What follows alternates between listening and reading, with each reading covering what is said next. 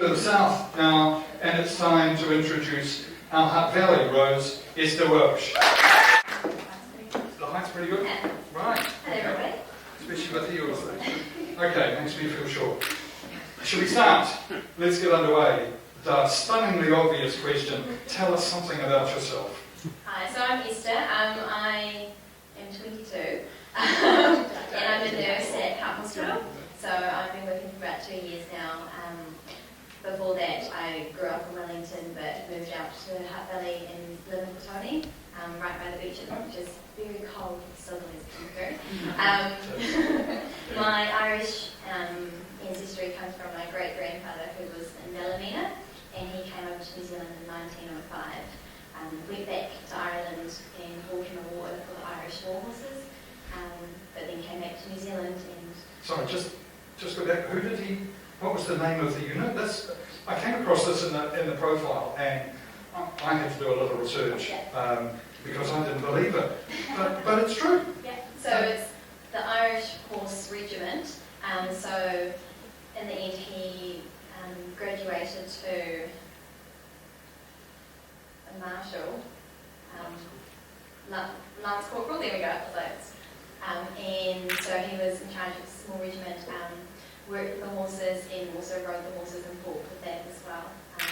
Where were the horses used in so he fought in, I'm really good at pronouncing, he fought in Passchendaele and in Europe.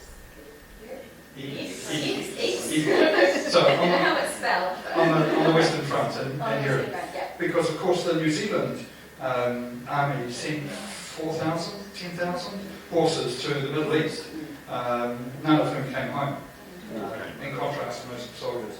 4 came home, you ready? 4 came home. Yeah. And they served not in Europe, but in the Middle East. But the Irish, I hadn't heard of an Irish unit called the Irish War Horse, or Horses of the North, or there's one from the South, wasn't it? I believe so. Yeah. Nice. And they were quite separate. They weren't friends. Sorry, you're all bored.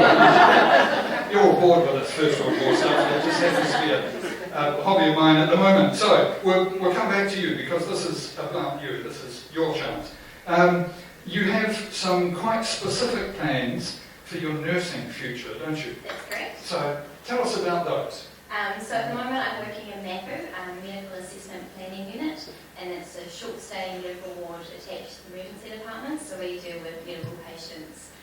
We have an estimated discharge of about 48 hours, and we just assess people further, figure out if they can go home, if they're sick to go home, if they need extra support, or if they might need to go up to a ward for a longer stay.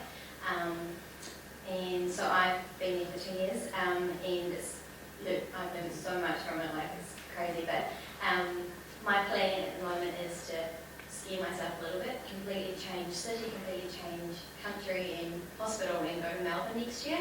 Why Melbourne?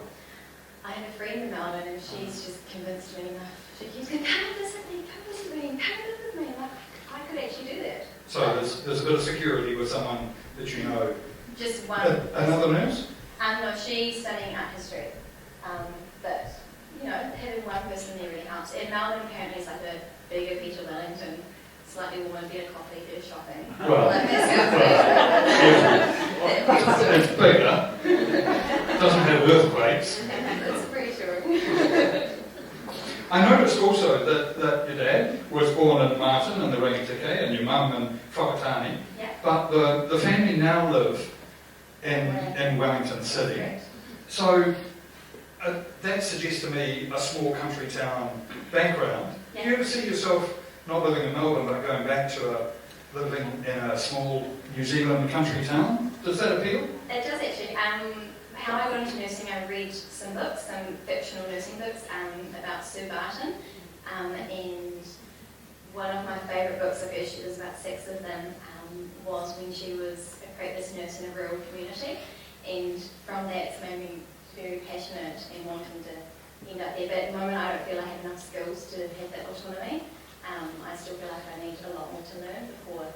That autonomy, you mean having to do almost everything? Yeah, because you're often on your own. She would go out in her car like a district nurse and come across anything, and I don't feel confident in that yet, but it's definitely on my plan at some point, more lucidly in the future.